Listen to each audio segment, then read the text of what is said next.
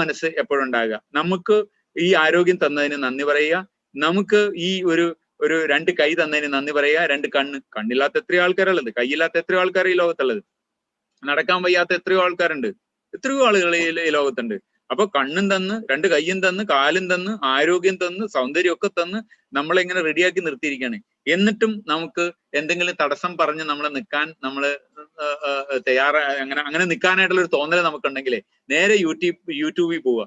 യൂട്യൂബിൽ പോയിട്ട് അവിടെ കാലും കയ്യും ഇല്ലാത്ത ആൾക്കാർ ചെയ്തു കൂട്ടുന്ന വലിയ വലിയ അത്ഭുതങ്ങൾ നമുക്ക് കാണാൻ പറ്റും. കാലുമില്ല കയ്യുമില്ല, അവർ പ്ലെയിൻ ഓടിക്കുന്നു, കാർ ഓടിക്കുന്നു, അവർ പടം വരക്കുന്നു, അവർ പരീക്ഷ എഴുതുന്നു, അവര് വലിയ അത്ഭുതങ്ങൾ കാണിക്കുന്നു, അവര് എന്താ പറയുന്നത്, വിമാനത്തിൽ നിന്ന് എടുത്ത് താഴേക്ക് ചാടുന്നു, കാലും കയ്യും ഇല്ലാത്ത ആളുകൾ. അപ്പോ ഇതെല്ലാം കാണുമ്പോൾ നമുക്കൊരു കാര്യം മനസ്സിലാവും, എനിക്ക് ദൈവം രണ്ട് കയ്യും രണ്ട് കാലും രണ്ട് കണ്ണും എല്ലാം തന്ന് ഇത്രയും ആരോഗ്യം തന്നിട്ടും ഞാനൊന്നും ചെയ്തില്ലല്ലോ, ഈ 50 വയസ്സായിട്ടും 60 വയസ്സായിട്ടും ഒന്നും ചെയ്തില്ലല്ലോ എന്നൊരു തോന്നലേ നിങ്ങളുടെ ഉള്ളിലുണ്ടാവും, എൻ്റെ ഉള്ളിലുണ്ടാവും. അങ്ങനെ ഉണ്ടാവുമ്പോൾ നമുക്ക് എന്തെങ്കിലും ചെയ്യാൻ തോന്നും. അല്ലെങ്കിൽ എന്ത് പറ്റുമെന്ന് അറിയാമോ, നമ്മൾ ഈ ഭൂമിയിൽ ജീവിച്ച് മരിക്കുന്നതിന്റെ ആ തൊട്ട് കുറച്ച് നിമിഷങ്ങൾക്ക് മുമ്പ് ഒരു ചിന്ത ഉണ്ടാവും നമ്മുടെ ഉള്ളിൽ, ഞാൻ എന്ത് ഈ ലോകത്തിന് വേണ്ടി ചെയ്തു, എനിക്ക് കിട്ടിയ ഈ സാഹചര്യം വേറൊരാൾക്ക് കിട്ടിയില്ലല്ലോ, എന്നിട്ട് ഞാൻ ഈ ലോകത്തിന് വേണ്ടി എന്ത് ചെയ്തു. അങ്ങനെ ഒരു ചിന്ത നമുക്ക് വരുമ്പോൾ ഞാനൊന്നും ചെയ്തില്ലല്ലോ എന്നുള്ള ഒരു ചിന്തയോടുകൂടി ഈ ലോകത്ത് നിന്ന് കണ്ണീരോടുകൂടി നമ്മൾ മരിക്കേണ്ട ഒരു അവസ്ഥ വരരുത്.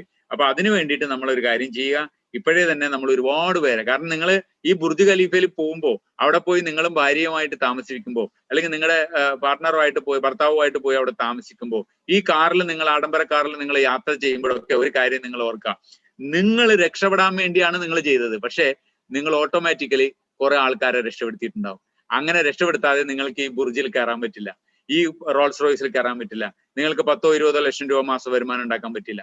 അപ്പോ നിങ്ങൾ ശ്രദ്ധിച്ചിട്ടുണ്ടോ, നിങ്ങൾ വീട്ടിൽ ചെന്നിട്ട് നിങ്ങളുടെ കൂടെ നിൽക്കുന്ന ഒരാളെ തോളിൽ പിടിച്ച് താഴത്തേക്ക് അമർത്തുക, അയാളെ താഴ്ത്താൻ നോക്കുക. അങ്ങനെ താഴ്ത്താൻ നോക്കുമ്പോൾ നിങ്ങളും താഴും. നിങ്ങൾ താഴാതെ അയാളെ താഴ്ത്താൻ പറ്റില്ല. കാരണം അയാളെ താഴ്ത്തി കൊണ്ടുപോകണമെങ്കിൽ നമ്മളും താഴണം. മറിച്ച് ഒരാളെ കയ്യിൽ പിടിച്ചിട്ട് നമ്മളിങ്ങനെ അയാൾ ഉയർത്തിക്കൊണ്ടുവരാനാണ് നമ്മൾ ശ്രമിക്കണമെങ്കിൽ നമ്മൾ ഉയരണം. നമ്മൾ ഉയരാതെ അയാൾ ഉയരില്ല.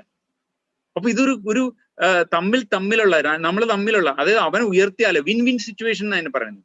നിങ്ങൾ താത്തുകയാണെങ്കിൽ നിങ്ങൾ അയാളോടൊപ്പം താഴ്ന്നു പോകണം, ഇങ്ങനെ പിടിച്ചു കഴിഞ്ഞാൽ ഇങ്ങനെ താഴ്ന്നു പോകണം. നിങ്ങൾ ഉയർത്തുകയാണെങ്കിൽ നിങ്ങൾ അയാളെ ഉയർത്തിക്കൊണ്ടുവരുമ്പോൾ നിങ്ങൾ ഉയരണം, ഓട്ടോമാറ്റിക്കാണ്. അപ്പോ അങ്ങനെ വിൻ വിൻ സിറ്റുവേഷൻ ആണ് DXN കമ്പനി നമ്മൾ വാഗ്ദാനം ചെയ്യുന്നത്. അപ്പൊ നിങ്ങൾ ബുർജിലേക്ക് പോകാൻ ഒരു ലക്ഷ്യം വെച്ച് ഓടുമ്പോൾ നിങ്ങളുടെ കൂട്ടത്തിൽ 100-200 ആളുകളൊക്കെ 10,000-കണക്കിനും 1 ലക്ഷം രൂപയൊക്കെ വരുമാനം വാങ്ങിക്കുന്ന കുറെ ആളുകളെ ക്രിയേറ്റ് ചെയ്തിട്ടും കുറെ ഫാമിലിയെ രക്ഷപ്പെടുത്തിയിട്ടാണ് നിങ്ങൾ അങ്ങോട്ട് പോകുന്നതെന്നുള്ള ആ ഒരു ലക്ഷ്യബോധത്തോടുകൂടി, എല്ലാവരും ഉയർത്താനുള്ള ഒരു ലക്ഷ്യബോധത്തോടുകൂടി നിങ്ങൾ പ്രവർത്തിക്കുക. Wish all the best. Go crown ambassador. Thank you very much. Raju sir, thank you very much. നമ്മുടെ IOC എന്ന ഒരു പവർഫുൾ